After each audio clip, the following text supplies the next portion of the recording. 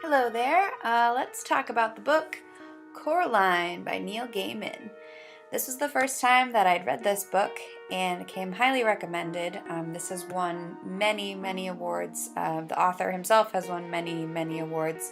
So I figured it was something worth investigating, and it definitely was.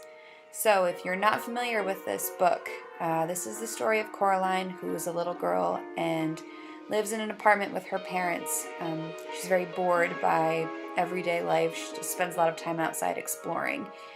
And one day, she finds a secret passage in her living room that leads her into another world, just like her own, with another set of parents.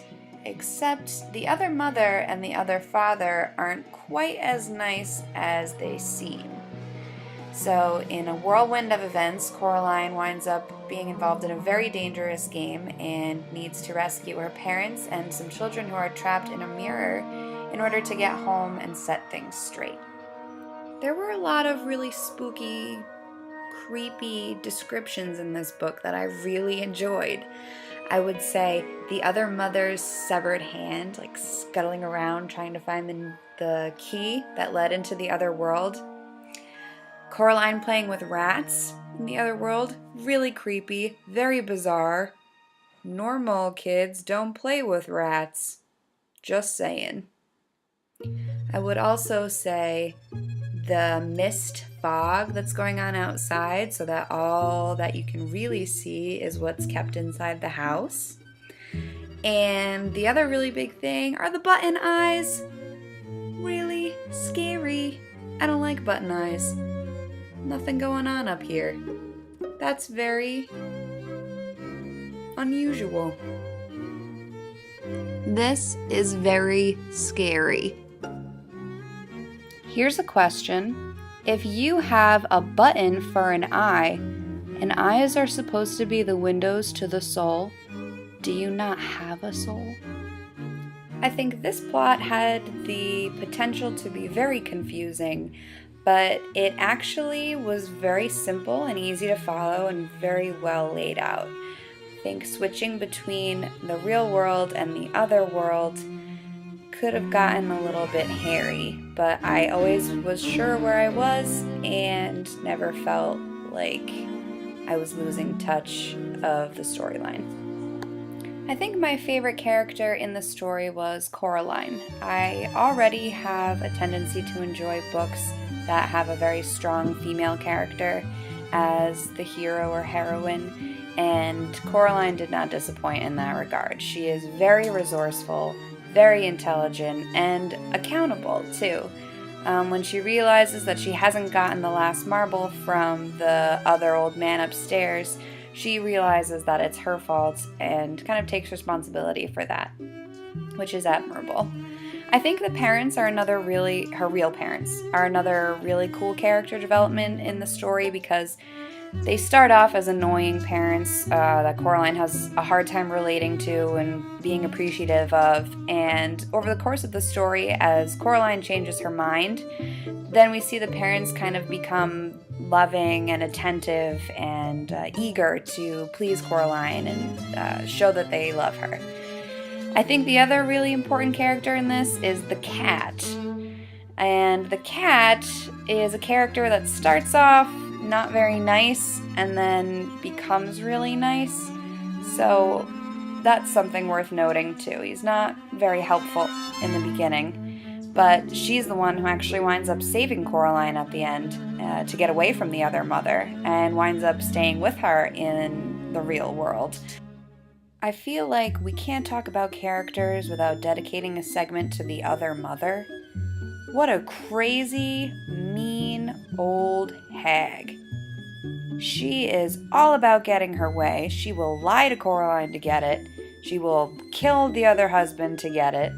She is nuts. I think she is definitely the scariest part of this book, hands down. All the other creepy things just add to her being the puppeteer of all of this insanity that Coraline is going through. And I think the way that her character ends is very fitting, and the way that Coraline outsmarts her is almost even better. And I would hate to have to interact with a character like that in any way ever. Because as much as I like to think I'm like Coraline, I'm not, and I would probably be crying somewhere or stuck in the other mother's home forever with button eyes and no soul.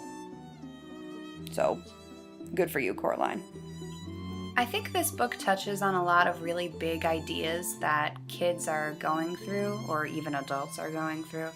The primary one of those would be feeling ignored, and I took out a quote for you.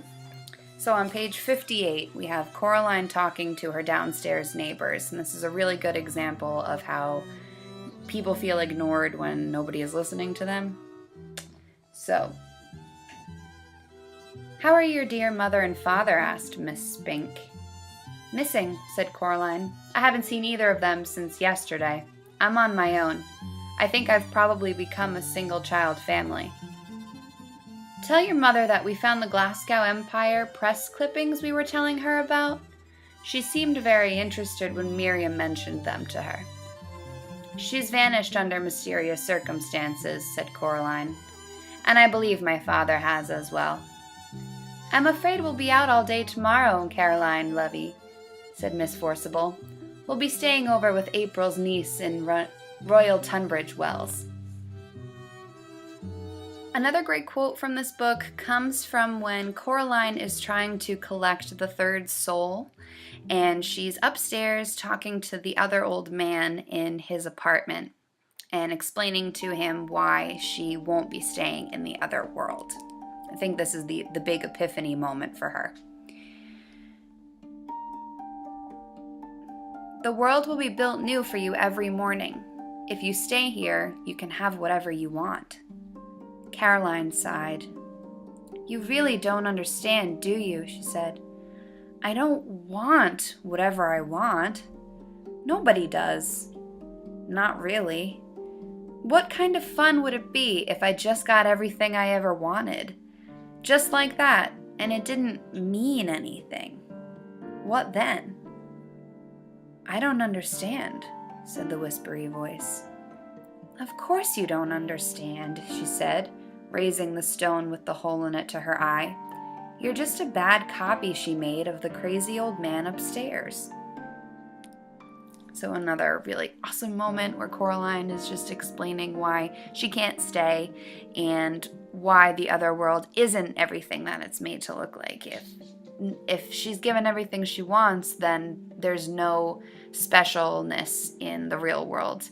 There's nothing to take advantage of or appreciate because everything is exactly what she wants all the time. And nobody wants that.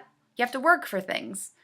So, if you're looking for a book that is a little bit creepy, has to do with a kid who changes her parents' minds about ignoring her and saves the day and battles a really crazy, mean, devil-y, button-eyed other mother, then you should read Coraline.